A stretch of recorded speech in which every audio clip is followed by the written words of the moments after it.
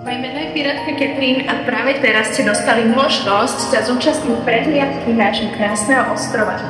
Pri vchode vás bude zdraviť tento kostlivec, ktorý dáva pozor na to, aby ste niečo náhodou neukradli. Po tejto ľavej strane môžeme vidieť nemého strážcu, ale dávajte pozor, je niekedy veľmi zlý. Uprostred mly sa vyrúca skala Pieskovca. Miestni ju volajú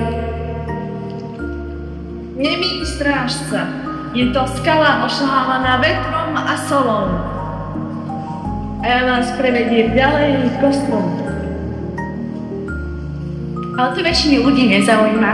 Väčšinu ľudí zaujíma, kde si môžu dať nejaké nápoje, nejaké dobré kávičky. A to je presne toto miesto. Naša rešta. Pozrite si. Ale ďalej nás predsa zaujíma niečo lepšie. Niečo, kde môžeme hľadať naše indície. Napríklad tento strom, na ktorom sa možno nachádza niečo špeciálnejšie, ale potrebujete na to lampu. Ak budeme pokračovať ďalej, tak naľavo vidíme našu krásnu loď, ale poďme sa spýtať, čo je na ňu zaujímavé. Ahojte priatelia, toto je naša loď Čierna perla. Na nej sa každé ráno za vami vylodíme, aby sme tu mohli zažívať s vami dobrodružstvá. Pokračujeme ďalej, kde sa nachádza naše tajné mesto, o ktorom vie iba málo kto.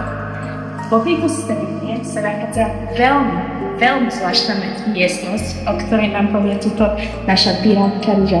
Čaute, tejto vesnice sa bať nemusíte.